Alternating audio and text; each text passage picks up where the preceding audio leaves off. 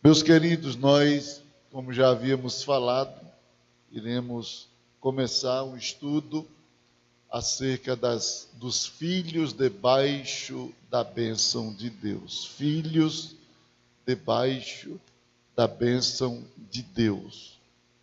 E, concomitantemente, não tem como falar sobre filhos debaixo da bênção sem citar o que leva um filho a ficar também debaixo de maldição. Então a gente precisa conhecer o que a Bíblia fala acerca dessas verdades, e para isso nós vamos iniciar hoje esse estudo bíblico. Depois a gente vê para voltar à segunda temporada de escatologia. Mas eu acredito que dentro de 4 encontros, aproximadamente, nós vamos concluir esse estudo sobre filhos debaixo da bênção de Deus. Filhos debaixo da bênção de Deus. Gostaria que os irmãos abrissem a vossa Bíblia.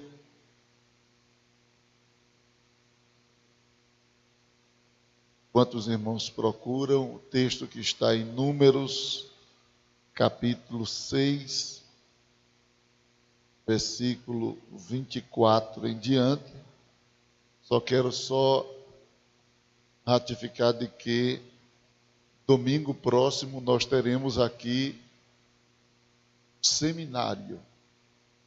E vai ser um seminário de grande aproveitamento, conteúdo muito importante para pessoas que se sentem vocacionadas por Deus para liderar, e isso não só no que diz respeito à igreja, mas eu acredito que os princípios que serão apresentados aqui neste seminário servirá para reger a nossa vida em qualquer faceta da sociedade.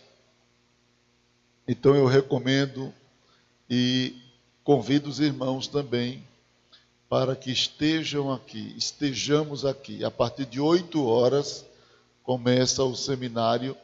Não teremos escola dominicais ou dominical em nenhuma congregação. Todos estarão vindo para aqui. Pastor Hélio estará vindo com a equipe.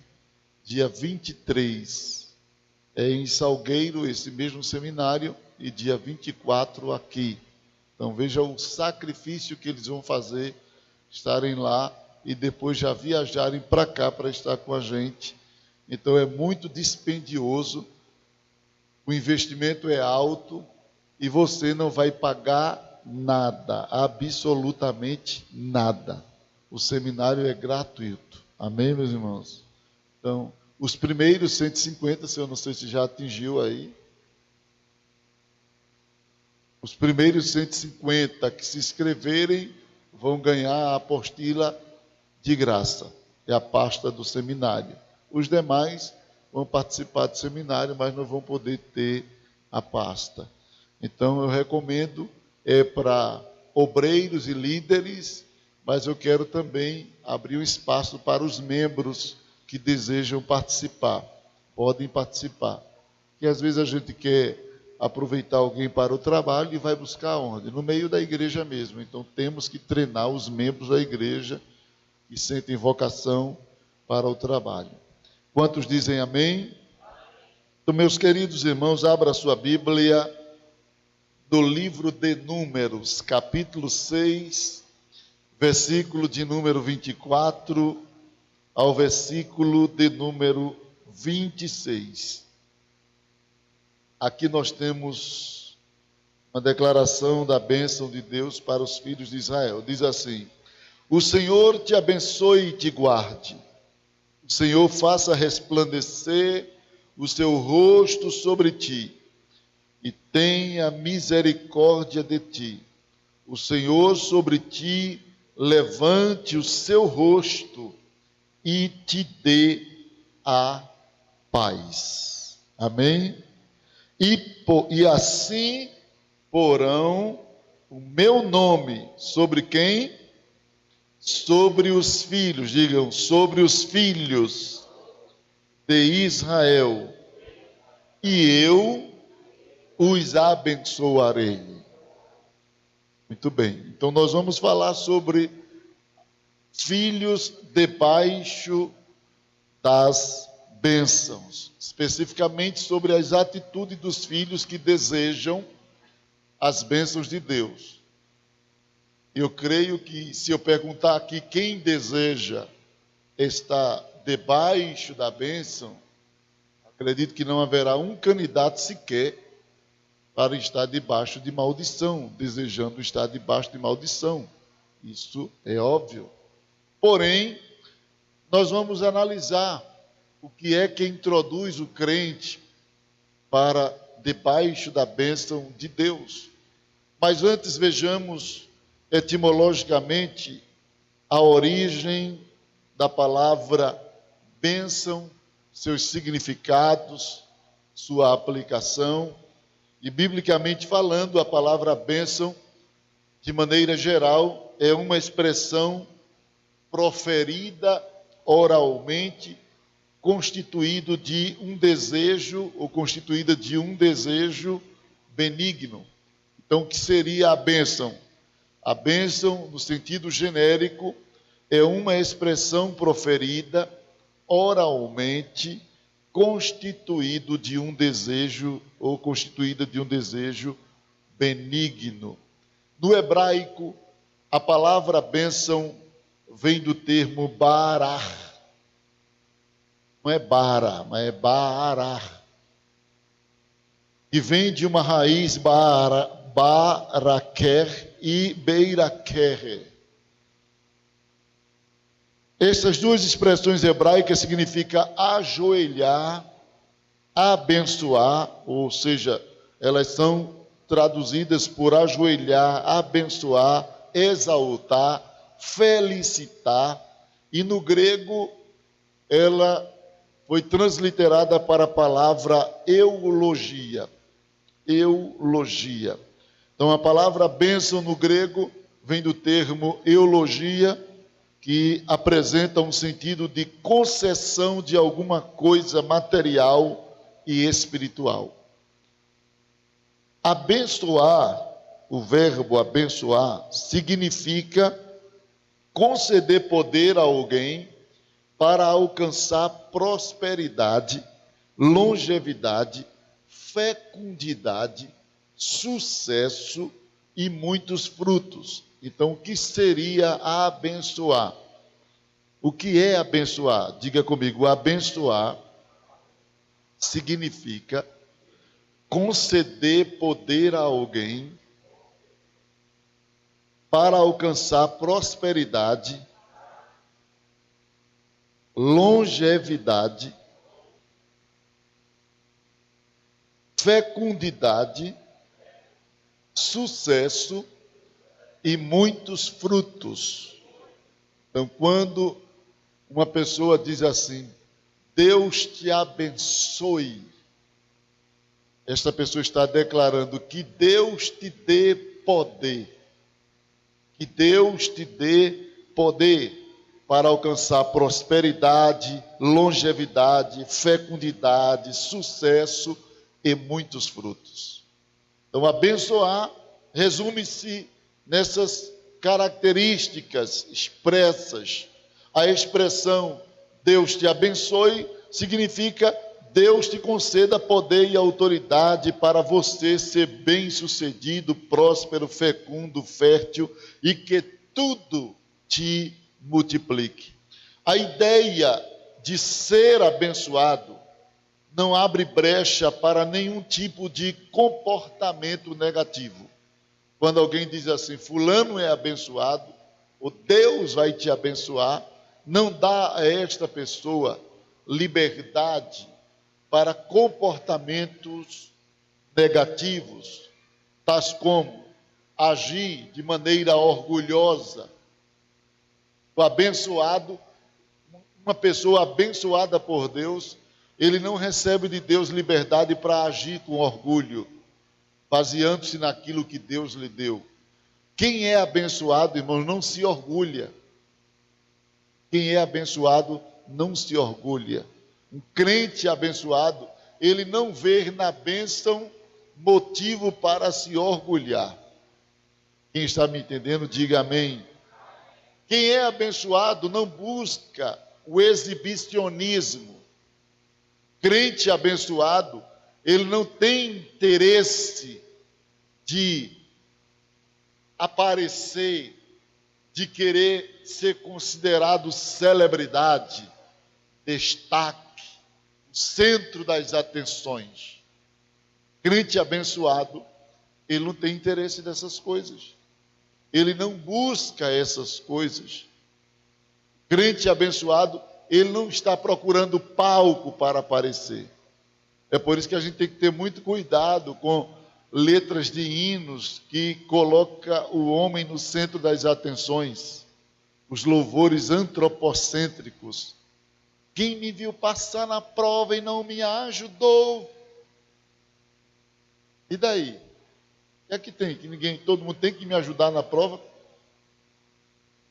Irmãos, a gente, abrindo parêntese aqui, eu volto ao tema, a gente precisa considerar o seguinte, que quando Deus permite determinadas provas na vida do crente, nem todo mundo pode ajudar. E nem toda prova Deus permite que alguém ajude. Tem prova que a gente tem que passar sozinho. Ou não é assim, irmãos? O Salmo 23, o salmista diz isso. Ainda que eu ande pelo vale da sombra da morte. Ele diz, não temerei mal algum, porque vai vir muitos amigos me ajudar. Não, só vai estar o camarada de Deus, não cabe mais ninguém. É Deus quem fica com a pessoa sozinho ali no vale da morte. Ele diz, não temerei mal algum, porque tu estás comigo. A presença de Deus é suficiente, irmãos. É suficiente. Não que Deus não possa usar pessoas para nos ajudar nas provações, mas é que existem provas que Deus não permite que ninguém participe. E se alguém tentar participar, vai entrar na prova também. Viu, irmãos? Se alguém tentar participar, vai entrar na prova também. Eu nunca esqueci do dia que o irmão Miguel, um irmão lá de Vitória de Santo Antão, ele me viu passando numa prova, eu desempregado, sem recursos, sem nada, e padecendo necessidade, e o irmão Miguel disse assim, ô presbítero Elmir, o senhor quer me ajudar levando os carros para Paraíba, Natal, o senhor leva e eu lhe dou um trocado? Não tem problema, ele pegava um carro, um Ranger, eu pegava outro carro, ele vendia lá, e precisava de alguém para levar esses carros para lá, e saíamos juntos, cada um num carro. Mas quando chegou um período, Miguel chegou para mim e disse assim, olha, estou aguentando te ajudar mais não, eu estou na prova agora também. As coisas apertaram para mim. E como eu sou bem íntimo dele, a gente se conhece há muito tempo, eu pedi para tu me ajudar, quem mandou tu vir me ajudar na minha prova? E ele já estava pagando o preço também. Você lembra dos servos de Jó, quando Deus permitiu Satanás destruir o que Jó tinha? Como era que os servos davam um relatório? Os caldeus vieram, levaram todas as tuas ovelhas, mataram os teus servos ao fio da espada. E o que é que ele diz? E o quê? Só eu escapei para te trazer a notícia. Quem tentou impedir que os caldeus roubassem a Jó, morreu. Tem prova que quando a gente quer ajudar o caba não passar, morre. Por que mataram os servos de Jó a fio de espada? Porque eles tentaram resistir. Eles tentaram impedir que os caldeus roubassem e morreram. Não tente livrar quem Deus permite entrar em determinadas provas. Porque se Deus não te dirigiu para ajudar aquela pessoa, especificamente, Se você for ajudar, você vai morrer prematuramente. Termina sofrendo, padecendo. Até para ajudar alguém, irmãos, dependendo do tipo de prova, a gente tem que ter a direção de Deus. Amém, meus irmãos? Porque senão, morre ao fio da espada. E só fica vivo quem corre. Aí o cara correu, ficou vivo para contar. Para dizer como foi que aconteceu. Porque quem ficar tentando lutar, morre. Não tem provas, irmãos, que é só para a pessoa e Deus. Só para a pessoa e Deus. Agora, quando Deus faz como fez com Elias, vai na casa da viúva em Sarepta, porque eu já dei ordem para ela te sustentar, e Elias chegou lá, na direção de Deus, com o poder da palavra de Deus em sua boca. Então, Elias vai e pede água, que não era também fácil. Vocês têm que lembrar que o pedido de Elias era um pedido de alto valor. Ele estava pedindo o quê? Água. Mas ele estava pedindo água depois de quanto tempo? Quase 3 anos sem água. Se aquela mulher tinha água, tinha um restinho para sobreviver. E ele chega lá e diz assim: me dá água, me dá o que tu tem de maior valor, porque era a economia dela de sobrevivência. Água. Quase em todos os lugares não havia água. Não havia água. Aí ele diz: me dê água. A mulher, com muito amor, generosidade, vai lá pegar, rapar o restinho de água da jarrinha. Aí, quando ela vai no meio do campo, diz: traz um bolo também aí para mim. Aí ela voltou e disse: para aí. Me disse água e agora ainda quer um bolo? A tua serva não tem nada em casa. Eu estava ali pegando os cavacos, os pedaços de madeira, para fazer um único bolo, um restinho de azeite que eu tenho, para eu e meu filho comer. Tu não está na relação, não. Eu e meu filho comer. Não dá para 3 pessoas, só dá para 2. Eu trabalho aqui há muito tempo nessa cozinha e eu sei que o que tem ali só dá para 2 comerem. Se fosse hoje, né, para não cometer o anacronismo, ela iria dizer: e pelas Escrituras, a Bíblia manda amar o próximo como a si mesmo, e não mais do que a si mesmo. Então, para eu dar a ti, para eu morrer e tu ficar vivo, é eu te amar mais do que a mim, nada disso. É amar como a mim mesmo. E eu já estou dividindo com meu filho, e não dá para dividir com o terceiro. Aí ele diz assim: vai e faz primeiro para mim, porque assim diz o Senhor. Agora, quem é que não faz? Eu vendi até as panelas depois de uma palavra dessa. Porque assim diz o Senhor: o azeite, a farinha não vai se acabar, até que Deus mande água sobre a terra. E, irmão, a mulher foi pulando com o pé só. Isso é uma linguagem da nossa aqui, viu? Então, queridos, é diferente, cada caso é um caso. Mas se meter numa prova que Deus não mandou, olhe, é perigoso. E olhando para a palavra de Deus, a ideia de ser abençoado não abre brecha para nenhum tipo de comportamento negativo, orgulho, soberba, exibicionismo. Muito pelo contrário, para Deus, quem é abençoado deve abençoar. O abençoado não se amostra, o abençoado se sente no dever de abençoar. Gênesis 12, versículo 2.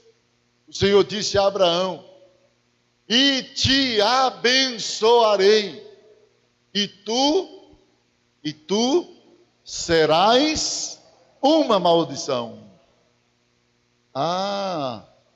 E te abençoarei, e tu vais se amostrar no palco da soberba. Não. E te abençoarei, e tu serás uma bênção. Deus nos abençoa para abençoarmos outros. Deus não abençoa um crente para ele nadar na bênção, olhando o seu irmão nadando no seco. Não, irmãos. Quando Deus abençoa um crente, é para ele se sentir na obrigação de abençoar quem precisa daquela bênção. A bênção de Deus, ela não é exclusivista. Ela não nos torna receptores exclusivos. Ela nos torna em canais de repasse. Amém? Deus, quando nos abençoa, Ele faz de nós um canal para compartilharmos as bênçãos dEle. As bênçãos dEle. E não redunto, um lugar preso só ali para você. A gente precisa ver que, à luz da Bíblia, a bênção nos torna abençoador. Diferente de abençoar é o quê? Diferente de abençoar é amaldiçoar.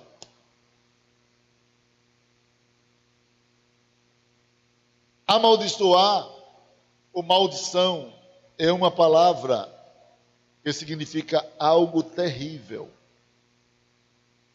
O hebraico significa algo terrível.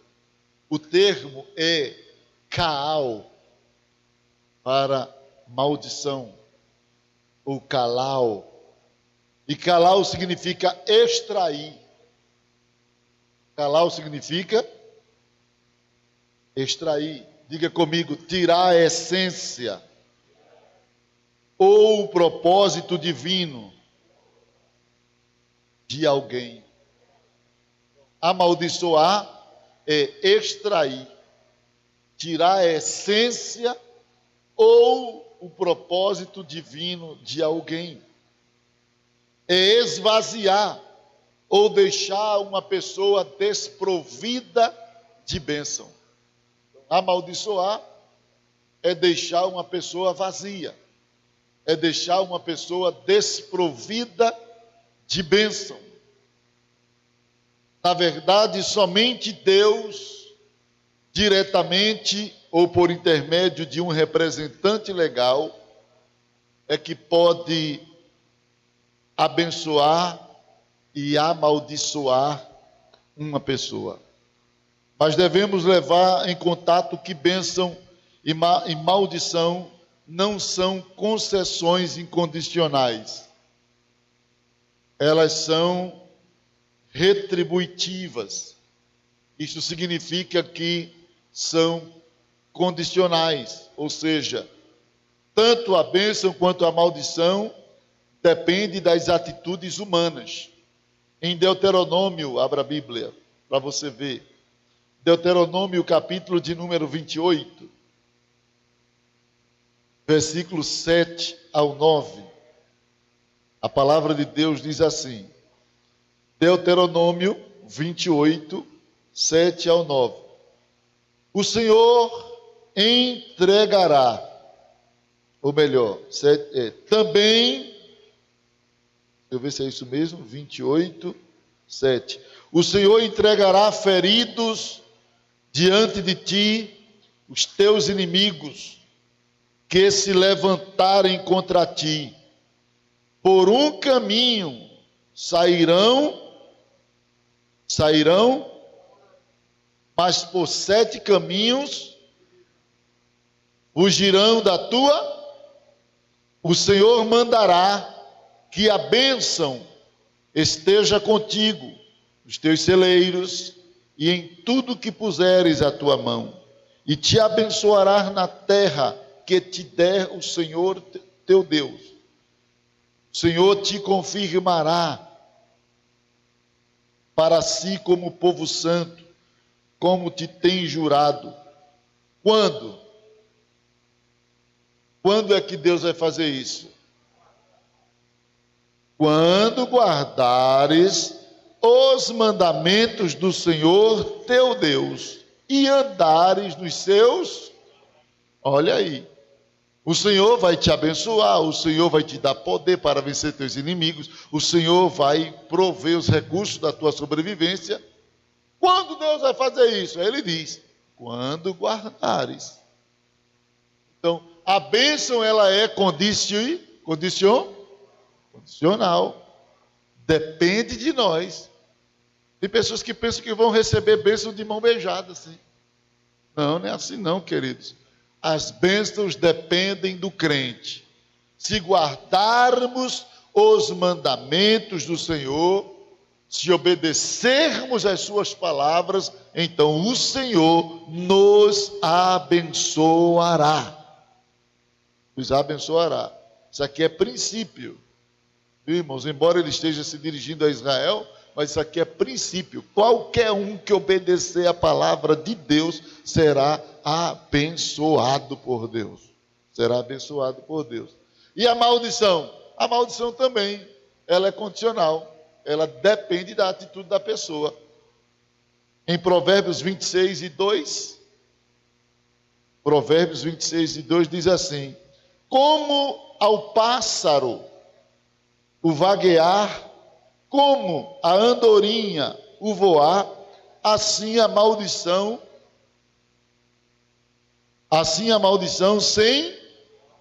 sem causa, não. Então a maldição, ela também precisa de uma causa. Você não tem que andar com medo de pessoas que lhe amaldiçoam. Tem alguma causa? Você fez alguma coisa? Você praticou algo? Que se você não praticou e as pessoas lhe amaldiçoam, pode ficar certo que não funciona nenhuma maldição. Amém, meus irmãos? Eu esperei um amém mais forte. Amém? Bom, se você não deu motivo bíblico, viu, irmãos? E quando eu digo motivo bíblico, é motivo que a Bíblia realmente considera um motivo, lhe reprove. E às vezes as pessoas podem criar um motivo, uma ilusão na cabeça, e criar aquele motivo para querer lhe amaldiçoar. Vamos ver se pega. Não pega, irmãos. Não pega.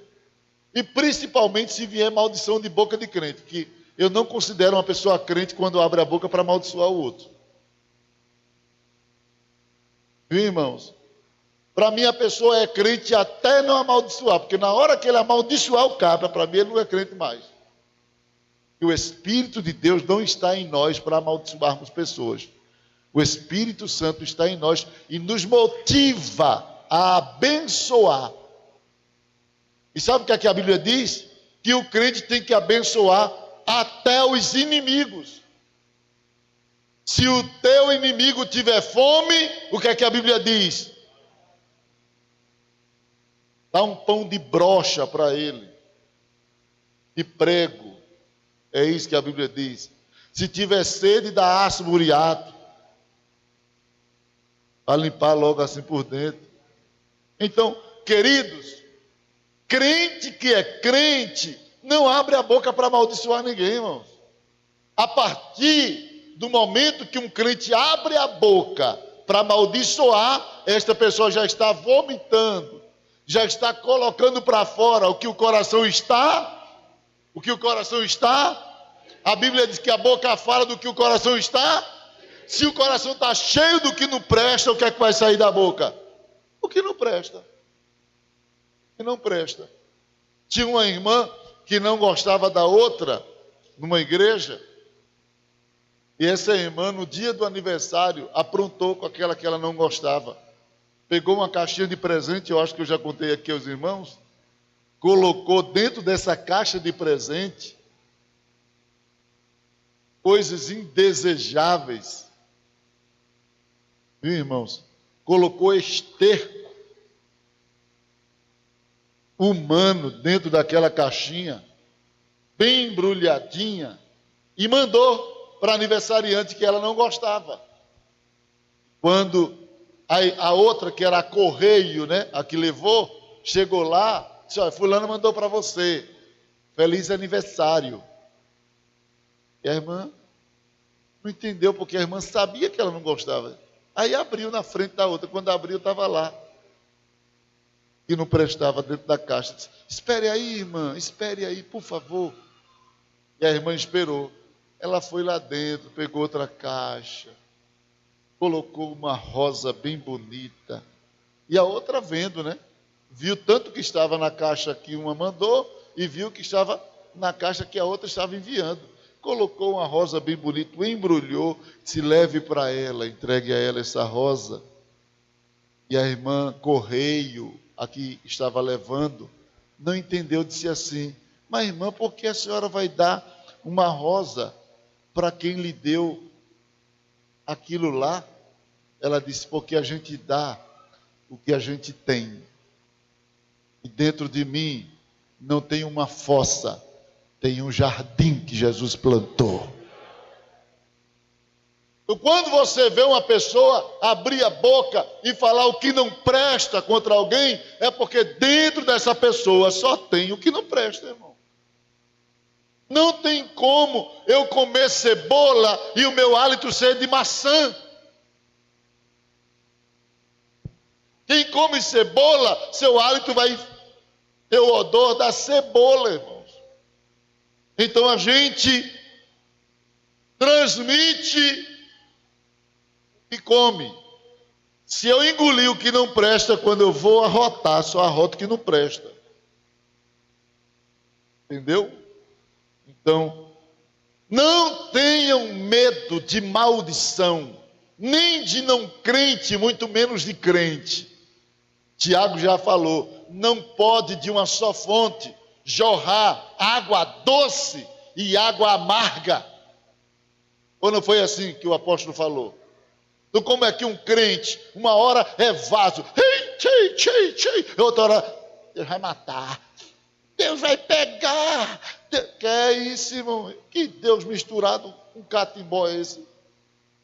Isso é cristimbó, é? Cristianismo com catimbó, você não entende o que é isso. Pelo amor de Deus, não existe isso, irmãos. Quem é cheio do Espírito não tem espírito de vingança no coração. Não tem comportamento de vingança. É tão fácil, irmãos, identificar um crente cheio do Espírito. É tão fácil, irmãos. É só olhar para ele nas horas de aperto, de prova, o que ele vai colocar para fora. Se ele vai arrotar coisas boas, um bom odor, ou se só vem coisas que não prestam. Porque o que revela que o crente é crente, irmãos, é quando vem os apertos. O aperto. A igreja de Esmirna, que levava o nome da própria cidade, porque era uma igreja muito comprimida pelas guerras, pelos ataques de Satanás. Inclusive, o pastor da igreja foi assassinado na praça. A Esmirna quer dizer mirra. Mirra, essência de perfume. Deus estava dizendo àquela igreja, eu sei que quanto mais Satanás te aperta, mais perfume sai de dentro de vocês. Viu, irmãos?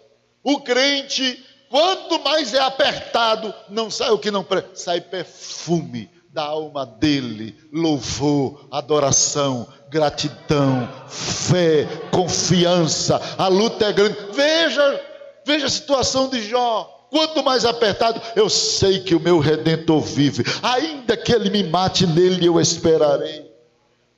É assim, irmãos. Na hora do aperto, o crente ele tem que transmitir, fazer sair de dentro do seu coração mirra. Então não tenhamos medo, porque tanto a bênção quanto a maldição depende muito de como a gente age. Por esta razão e outras, podemos afirmar que existem dois tipos de filhos: filhos abençoados e filhos amaldiçoados. Deuteronômio capítulo 30, versículo de número 19, diz assim a palavra de Deus: Os céus e a terra tomo hoje por testemunhas contra vós, de que tenho proposto o quê? Não é de que tenho imposto, é proposto. Deus não impõe, Deus expõe. Deus propõe, mas não impõe. Quem entende, diga amém. Tenho proposto a vida e a morte, a bênção e a maldição. Escolhei, pois, a vida, para que vivas tu e a tua semente ou a tua descendência. Deus propõe bênção e Deus expõe maldição, mas Ele não impõe nem bênção nem maldição. Toma aqui, não, eu vou te abençoar. Se tu quiser ou não, eu te abençoo.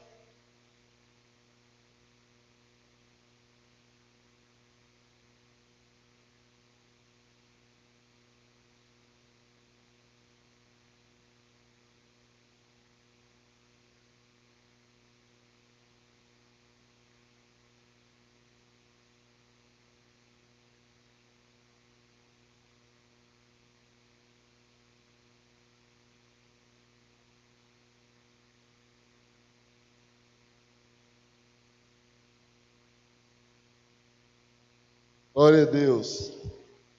Então Deus não impõe. Deus deixa a critério. Quem quer ser abençoado, quem quer ser amaldiçoado, Deus deixa a critério. Eu não quero maldição, quer não? O que vai dizer não é tuas palavras. São as tuas? São as tuas? Vai dizer o que eu quero não é a minha fala, é a minha atitude. A minha atitude. Então, existem atitudes que privam os filhos das bênçãos de Deus. Eu vou mostrar aqui algumas atitudes que privam uma pessoa da bênção. Vou me deter muito sobre filhos amaldiçoados, eu vou me deter mais sobre as bênçãos na vida dos filhos. Mas eu preciso mostrar o que é que priva um filho de ser abençoado. Primeiro, negar glória devida a Deus. Por que alguns filhos sofrem maldição? Porque negam a glória que deve a Deus. Romanos capítulo 1, versículo 21. Vamos lá. Romanos 1 e 21. Veja o que é que a palavra de Deus nos diz. Há um texto, 21 até o 31, 10 versículos. Diz assim o texto sagrado. Porquanto, tendo conhecido a Deus, não glorificaram como Deus, nem lhe deram graças. Antes, em seus discursos, se desvaneceram e o seu coração insensato se obscureceu. Paulo está dizendo, quando a pessoa, preste atenção, quando a pessoa começa a fazer defesa ao pecado, automaticamente o pecado vai escurecendo a mente. Quando a pessoa começa a dizer, isso é besteira, isso não é nada demais, automaticamente aquilo que não é nada demais vai tirando a luz do entendimento. A pessoa não dá glória a Deus, não glorifica a Deus, porquanto tendo conhecido a Deus, não glorificaram como Deus, nem lhe deram graças, nem agradeceram a Ele. Antes, em seus discursos, se desvaneceram. Discurso, falaram, defenderam, se desvaneceram. E o seu coração insensato se obscureceu. O coração aqui é mente. Dizendo-se sábios, tornaram-se tornaram-se loucos e mudaram a glória do Deus incorruptível em semelhança da imagem de homem corruptível e de aves, de quadrúpedes e de répteis. Por isso também Deus os entregou às concupiscências de seus, a imundícia, as concupiscências de seu coração, ou corações, a imundícia, para desonrarem os seus corpos entre si. Se não quer glorificar a Deus, se não quer aceitar a verdade, preferem a mentira, então chega o momento que Deus diz, então fique na mentira. E o que é que a mentira faz? Leva-o a uma degradação moral, leva-o a sofrer, a padecer. E diz, pois mudaram a verdade de Deus em mentira, e honraram e serviram mais a criatura do que o Criador, que é bendito eternamente. Amém. Pessoas que dão mais honra ao humano do que ao divino. Por isso Deus os abandonou às paixões infames, porque até as suas mulheres mudaram o uso natural, no contrário à natureza. É a mulher mudar o uso natural no contrário à natureza. O que é isso? É a mulher deixar de agir como mulher. É a mulher deixar de agir como mulher. Versículo 28. 27. E semelhantemente também os homens, deixando o uso natural da mulher, se inflamaram em sua sensualidade, uns para com os outros. Mulher se apaixonando por mulher e homens se apaixonando por homens com homens, cometendo torpeza e recebendo em si mesmo a recompensa que convinha ao seu erro. Então a prática desse pecado é fruto do ato de negar a glória devida a Deus. Continuemos. Estando cheios de toda a iniquidade, fornicação, malícia, avareza, maldade, cheios de inveja, homicídio, contenda, engano, malignidade, sendo murmuradores, detratores, aborrecedores de Deus, injuriadores, soberbos, presunçosos, inventores de males, desobediente a quem? Aos pais e às... Então isso aqui está falando para quem? Para filhos. Esse texto aqui, Paulo está se dirigindo a filhos. Amém, meus irmãos? Desobediente a pais e a mães, nécios, infiéis nos contratos, sem afeição natural, irreconciliáveis, sem misericórdia. Então percebam de que todo comportamento sexualmente deturpado começa quando a pessoa para de dar glória a Deus. Para de dar glória a Deus. E por que é que Deus entrega essas maldições infames? Porque esses filhos pararam de glorificar a Deus e começaram a honrar mais o humano do que ao divino. Começaram a se inflamar, começaram a se levar pela influência do hedonismo, do prazer sem responsabilidade, sem princípios. E o resultado disso é essas mazelas, que a Bíblia fala que sobreveio a esta geração e sobrevém quem entra nesse mesmo caminho. A pessoa perde o controle de si mesmo, começa a viver como um animal, por instinto, perde o entendimento, porque o coração fica obscurecido, sem entendimento. Começam a provar coisas leves, daqui a pouco começam a provar coisas pesadas, que começam com pecadinho e depois entram no pecadão. Começam a dizer que é besteira, com coisas simples, mas daqui a pouco começam a entrar na prática, nas experiências de coisas terríveis. Por quê? Porque Deus os abandonou. E porque Deus os abandonou? Não foi porque faltou em Deus poder para libertar, faltou nele interesse do que Deus tinha e tem para realizar na vida deles. Foram eles que abandonaram em primeira instância, negaram a glória a Deus. Aí começam as maldições. Então, atitudes que privam os filhos das bênçãos de Deus. Primeira atitude, negar a glória devida a Deus. Segunda atitude, negar alegria aos pais.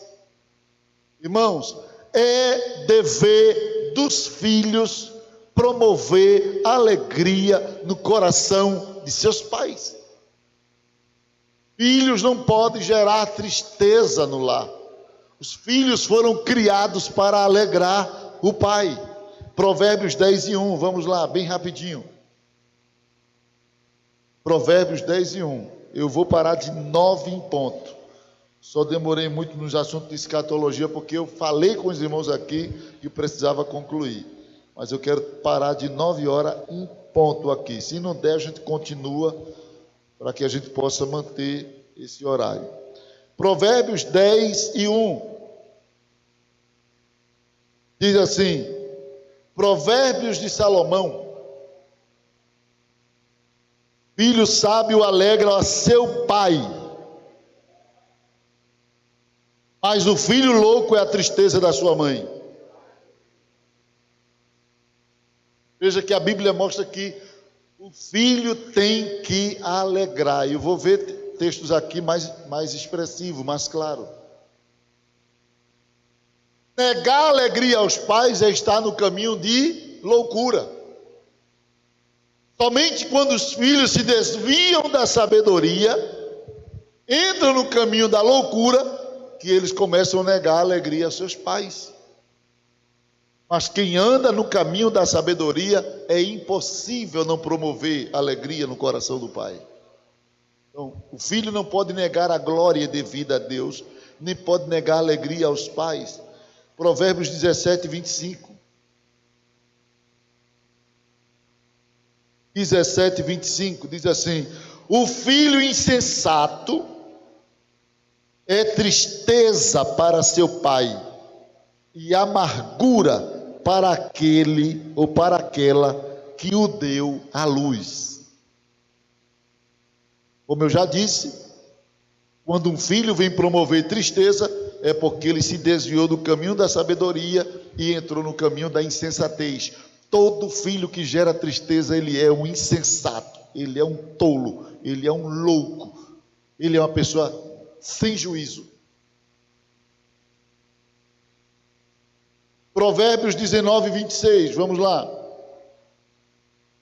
O que aflige o seu pai, ou manda embora a sua mãe, é filho que traz vergonha e desonra. Olha, é filho que traz vergonha e desonra. Veja, filhos que não alegram, ele traz desonra e vergonha, aflige e manda embora. E tem filho desse tipo, não tem o quê? Quem mandou a senhora vir hoje aqui para casa? Nem agendou. E tua mãe tem que agendar nada, rapaz. Tua mãe é tua mãe. Teu pai é teu pai. Tu agenda com qualquer outra pessoa para ir para tua casa. Tua mãe, teu pai tem passe livre. E se possível, dê uma cópia da chave. Só está nesse mundo primeiramente em Deus, segundo eles.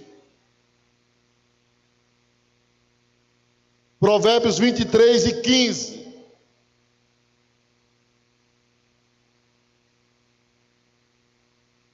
Filho meu, se o teu coração for sábio, alegrar-se-á o meu. Olha, isso é um pai falando para o filho, viu? Isso aqui é um pai se dirigindo ao filho.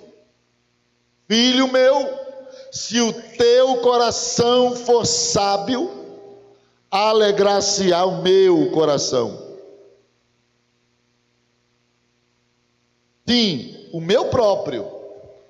E exultarão os meus rins, quando os teus lábios falarem coisas retas, teu coração, diz ele o quê?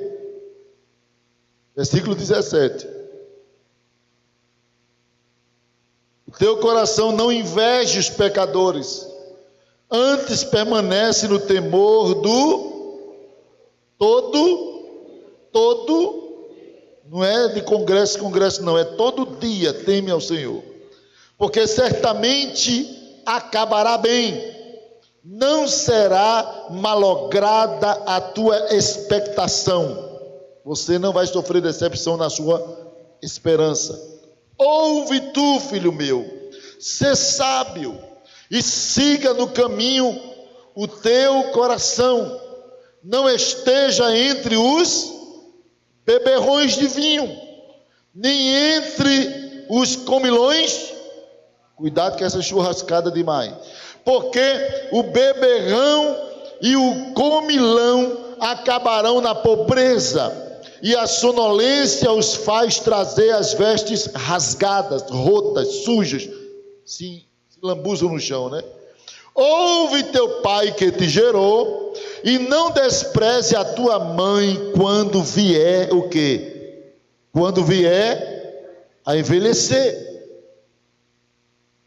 Ouve teu pai que te gerou, e não despreze a tua mãe quando vier a envelhecer. Compra a verdade e não a vendas, e também a sabedoria, a instrução e a prudência. Grandemente se regozijará o pai do justo. Olha aí. E o que gerar um sábio se alegrará nele. Alegrem-se. Versículo 25. Alegrem-se teu pai e tua mãe, e regozije-se a que te gerou. Estão vendo que é mandamento de Deus os filhos não negarem alegria aos seus pais. Está gravando aí a mensagem? Está gravando ou está mandando para alguém? Vamos, se desliga do celular, para cá, e liberta em nome de Jesus desse celular. Não pode negar, irmãos, alegria aos pais. Filhos que geram tristeza para os pais. Vocês vão ver o final dele aqui quando eu falar aqui. Porque tem filhos amaldiçoados, porque passaram a vida toda só gerando tristeza no coração dos pais, vergonha, decepção. Os pais investiram, os pais acreditaram, os pais criaram com tanto cuidado, mas esses filhos, depois que crescem, querem viver a vida dele desconsiderando os pais. Mas saibam os filhos, se não quiserem sofrer as maldições de Deus, dê glória a Deus e alegrem seus pais. Amém, meus irmãos? Se não quiser sofrer as maldições de Deus, dê glória a Deus enquanto vive e alegre seu pai enquanto seu pai é vivo. Alegre ele. 3. Desprezar os pais, porque alguns filhos são amaldiçoados, porque desprezam os pais. Deuteronômio 27:16. Era para todos os filhos estar com a Bíblia aberta. E seu futuro de bênção vai provir dessa mensagem, desses estudos que eu estou dando aqui. Esse assunto foi que me guardou e toda a minha vida, até meus pais morrerem, eu guardei esse assunto aqui. Venho lendo, pesquisando, que papai já me ensinava isso. Deuteronômio 27, versículo 16, diz assim: maldito aquele que o quê? que desprezar seu pai, e todo o povo dirá: assim seja. Amém. Aqui, olha, é Deus dizendo: maldito aquele, é Deus dizendo, está coberto de maldição quem desprezar seu pai e sua mãe. Ah, mas meu pai foi um homem ruim. Mas o erro dele não te dá direito de errar também. Ah, meu pai é um homem cruel. Mas a crueldade dele não te dá o direito de ser cruel. Não é porque teu pai errou que você tem que errar. Você não tem que repetir os erros de seu pai. Você tem que ser diferente de seu pai. E está lá. Irmãos, e a gente vai, ao longo desse estudo, a gente vai ver isso aqui, olha, de forma perspicaz. Tem filhos que querem justificar a ruindade dele, baseado na ruindade do pai. O pai foi ruim, eu também sou ruim. Querido, seja inteligente. Quebra essa cadeia de maldição. Não é porque teu pai foi ruim, carregando maldição de ter sido ruim para o pai dele, que tu também vai ser ruim para o teu pai, para continuar esse ciclo de maldição na tua vida. Quebra isso. Se teu pai é ruim, seja bom. A Bíblia diz: não te deixes vencer do mal, mas vence o mal com o bem.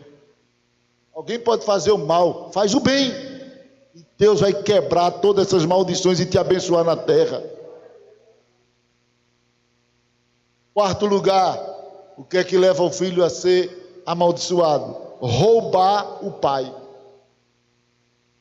Está lá, até isso, Provérbios 28 e 24. Tem filho ladrão, mas não tem. A Bíblia fala é porque tem. Provérbios 28 e 24. Não, eu só peguei emprestado de papai, emprestado que ele não autorizou.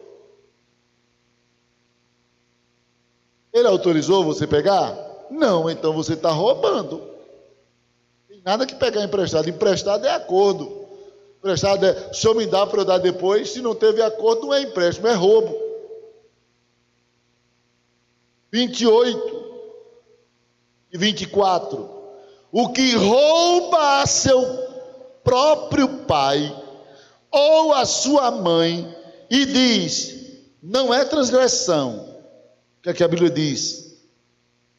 Companheiro é do homem destruidor. Aí, tem filho ladrão? Por aí afora tem. Acredito que eu estou ensinando aqui por prevenção. Não é por correção, é por prevenção. Porque tem filho que vai lá e rouba.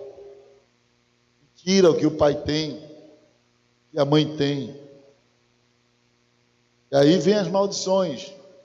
Eu parei aqui. E eu conheço uma história. Fique em pé para eu contar essa história para você. Um filho órfão de pai, e a mãe fez um sacrifício tremendo para esse filho ter as coisinhas.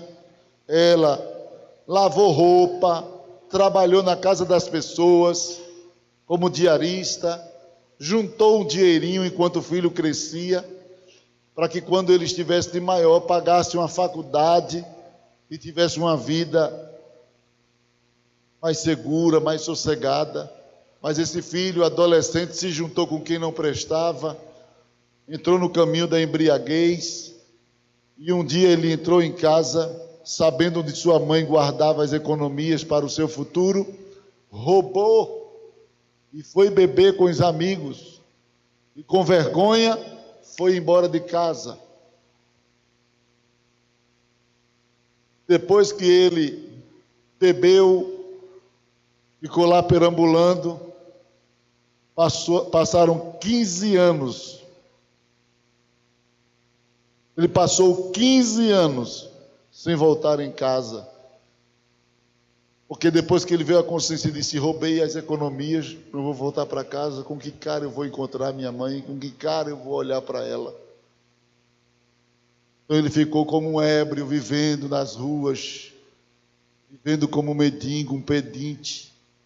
Até que um dia ele parou na frente de um quartel e ouviu os soldados fazerem um culto. Ficou lá ouvindo a palavra de Deus. E uma autoridade saiu, aconselhou ele, pediu para ele entrar. Ele, todo moribundo e mulambudo, ele entrou, chorou, aceitou Jesus, deram uma roupa para ele, mandaram ele tomar um banho, cortaram o cabelo dele, colocaram ele para ficar ajudando. Você tem casa, tem ou não? Aí colocaram ele ali para ficar ajudando.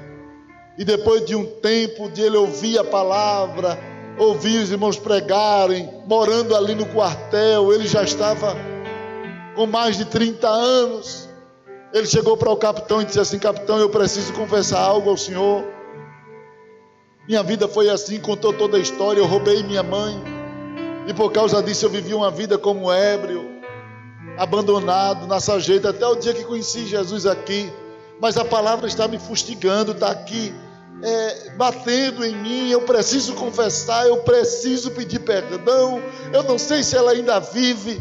E o capitão disse: mande uma carta para ela. Ele começou a mandar carta sem obter resposta, e o coração dele apertado, até o dia que o capitão disse: mande uma carta dizendo que você está indo para encontrar-se com ela. E ele mandou uma carta, e na carta ele dizia assim: minha mãe, eu sou uma outra pessoa agora. Eu não sou mais aquele filho que lhe roubou, que fez tal coisa. Eu agora encontrei Jesus, eu sou crente, eu quero voltar para lhe pedir perdão, quero lhe ver, mas eu preciso saber se a senhora me recebe. Lá atrás de casa tem uma goiabeira, se a senhora me receber, coloque lá um lenço branco, quando eu passar no trem, eu vou olhar, se o lenço estiver ali, então eu vou entender que a senhora vai me receber em casa. Mas se o lenço não estiver, quando eu chegar na estação, eu vou dar destino à minha vida para qualquer outro lugar, mas não vou em casa. E ele foi, só que dentro do trem, ele muito ansioso, o rapaz viu ele ansioso, disse: o que é que você tem? E ele contou toda a história a um rapaz, a um passageiro ali também. O rapaz disse: deixa de nervosismo, eu olho para você. E se você olha, fica aí, eu olho. Quando for passar no lugar, eu olho. Diga onde ele disse: na próxima curva. E o rapaz disse: fica tranquilo. E ele nervoso, com distonia, a mão suada e tal. Aí o rapaz: é nessa curva agora? Tem uma goiabeira, é aqui desse lado, olha aí, olha, vê se o lenço está, E o rapaz: eita, tua mãe não colocou o lenço na goiabeira. E ele triste, chorando. Aí o rapaz disse: tem certeza que você olhou? Eu olhei. Você não viu o lenço? Não vi lenço, nem vi a goiabeira. Como você não viu? Porque ela estava coberta por um lençol branco. Ela achou que o lenço seria pequeno para você ver e cobriu a goiabeira com um lençol branco. A tua mãe vai te receber. Sabe quando é que as maldições são removidas? Quando Jesus entra na história. Quando Jesus entra na história, as maldições saem e as bênçãos chegam na vida do crente. Então não saia daqui triste porque você falhou lá atrás, errou. Você conhece Jesus? Fica sabendo que Jesus remove toda maldição e as bênçãos de Deus estão reservadas para a tua vida.